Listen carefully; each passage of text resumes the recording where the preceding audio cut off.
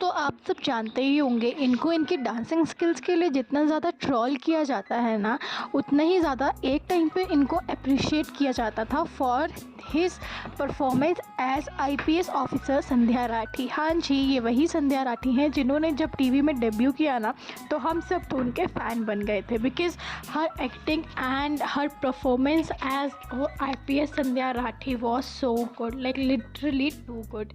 But उसके बाद ऐसा क्या हो गया कि जो शो था ना, वो धीरे धीरे अपने चार्म को खोता चला गया एंड इतनी जल्दी ऑफेयर हो गया। प्लस ये वो शो था जो एक टाइम पे ना टीआरपी चार्ट पे नंबर 1 रहा करता था। उस टाइम के जो सुपरहिट शो था ना, साथ निभाना साथिया, उसको इसने कड़ी टक्कर दी थी। एंड बोला जाता है ना कि जो 3 शोज़ थे ना, इसके आपको क्या नाम दूँ, साथ निभाना साथिया, दिया और बातें हम, ये तीनों शोज़ में ना बहुत ज़्यादा स्ट्रॉन्ग कंपटीशन हुआ करता था to rank as number 1 TV show in the Indian television. But उसके बाद ना ऑल ऑफ द सडन जहाँ पे साथ निभाना साथिया इतना ज़्यादा मतलब 5-6 साल चला, वहीं पे दिया एंड बातें हम इतनी जल्दी ऑफर क्यों हो गया था। तो चलिए लेट्स जस्ट बिगिन, जानते हैं कि ऐसा क्या हो गया। सो ना जो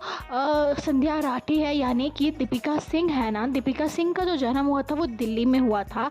एंड उन्होंने प्रोफेशनल वाइज उन्होंने एमबीए कर रखा है। सो ना एक्टिंग में डेब्यू करने से पहले ना वो अपने फादर को उनके बिज़नेस में काफ़ी अच्छे से हेल्प किया करती थी। एंड उन्होंने अपने एक इंटरव्यू में बताया था कि एक्टिंग करने से पहले ना her father was going through some loss in his business and उसको ओवरकम करने के लिए ना दीपिका ने अपने फादर के साथ काफ़ी ज़्यादा हार्ड वर्क किया था and over the period of time ना दीपिका ने उसमें काफ़ी अच्छा प्रॉफिट भी गेन कर लिया था। बट उसके बाद ना जो दीपिका थी ना, she always wanted to do something in acting as उसको हमेशा से पता था that she is meant for acting. But वो ना मतलब उनकी जो फैमिली थी ना, वो उनको इस बात के लिए अलाउ नहीं करती थी। स्पेशली उसके पेरेंट्स थे ना, वो हमेशा से यही चाहते थे कि दीपिका ने बहुत ज़्यादा अच्छी पढ़ाई करी हुई है,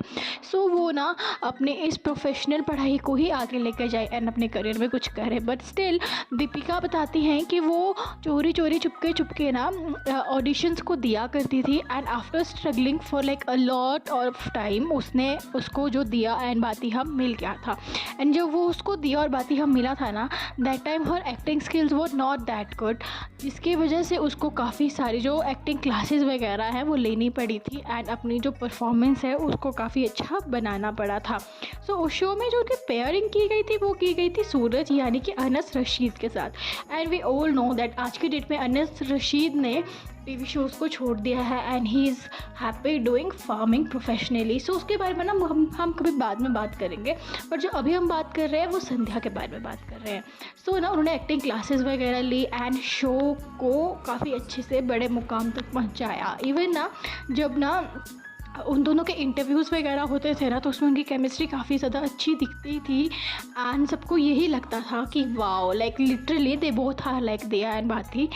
only because they were so good professionally. But ना इंटरनली ऐसे सुना जाता है ना कि शो के सिर्फ स्टार्टिंग के टाइम पे ना उन दोनों की बनी थी, बट उसके बाद ना उन दोनों के बीच में कभी भी नहीं बनी बिकॉज जो उनका ओपिनियन है ना फॉर सम थिंग्स वो टोटली डिफरेंट है। सो ना वो प्रोफेशनली ही अपना काम किया करते थे एंड पर्सनली उनके बीच में कोई भी ऐसे रिलेशंस नहीं थे, दे वर नॉट इवन फ्रेंड्स। सो हुआ क्या ना कि एक टाइम पे ना जब शो आगे को लीड करता है एंड संध्या जो है ना वो आईपीएस ऑफिसर बन जाती है ना, उसके बाद ना देयर वर सम सीन्स जहाँ पर जो सूरज थे ना उनको संध्या को हग करना था एंड कहा जाता है कि सूरज ने संध्या को इतना टाइटली हग करा था कि जो संध्या थी ना वो काफ़ी ज़्यादा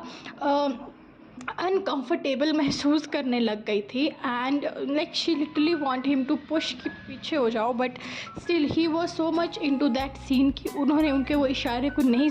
समझा था एंड उनको जो हक किया था वो काफ़ी ज़्यादा टाइटली कर लिया था। उसके बाद ना उनका जो मूड था ना वो काफ़ी ज़्यादा ख़राब हो गया था एंड सोने पे सुहागा तब हो गया जब उन्होंने जो उनके टीम के कुछ क्रू मेंबर्स थे ना उनको इस टॉपिक के ऊपर बात करते हुए सुन लिया। दे वर सेइंग ना कि जो संध्या है और और सूरज है, सूरज ने कितने टाइटली संध्या को हक किया था और समथिंग, मतलब रैंडमली वो कुछ उनके बारे में बात कर रहे थे जिसकी वजह से जो संध्या थी उसको बहुत ज़्यादा ये बात पिंच कर गई थी। एंड ये बात उसको इतनी ज़्यादा पिंच कर गई थी ना कि वो वापस अनस के पास जाती हैं एंड पूरे crew members even star cast के सामने वो अनस को थप्पड़ मार देती हैं।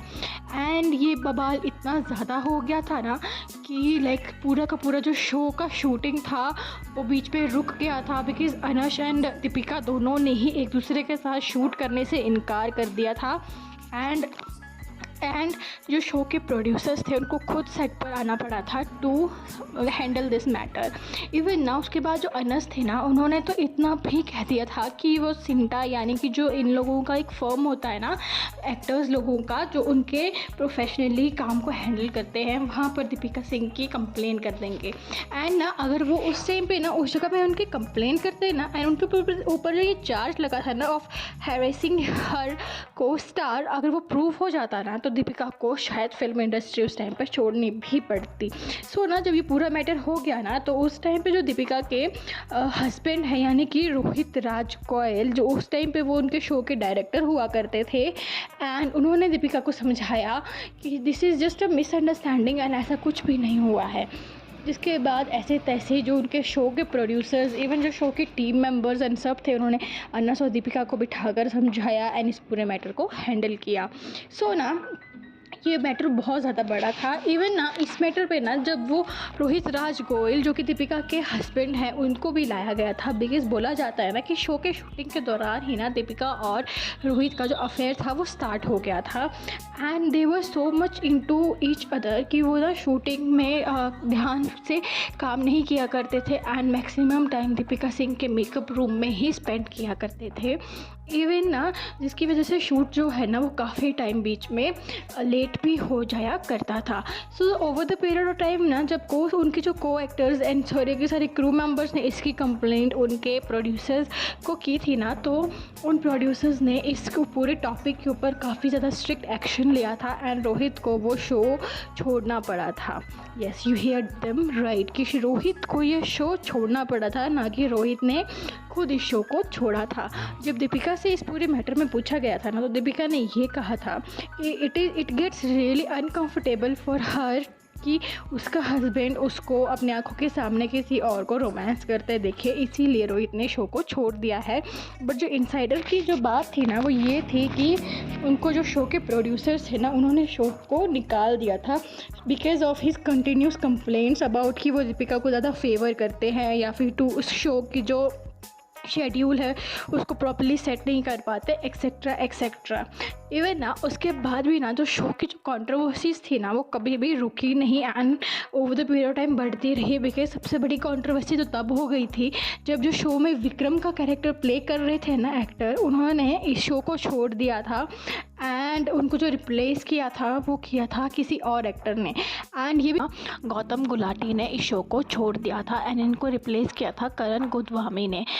एंड ना जो करण गोदवामी थे ना वो उस चार्म को कभी भी मैच नहीं कर पाए जो गौतम का था एंड जो शो था ना वो काफ़ी ज़्यादा लाइक लो फेज से गुजर रहा था। सो धीरे धीरे ना जैसे शो ने अपने चार्म को खोता गया एंड जो शो था ना वो बहुत जल्दी ही ऑफ एयर हो गया। सो एक ऐसा शो जो इतना ज़्यादा सुपर हिट था because of his story line and everything, वो कैसे सिर्फ मिसअंडरस्टैंडिंग्स की वजह से ऑफ एयर हो गया। सो अगर आपको वीडियो अच्छा लगता है ना तो चैनल को लाइक कर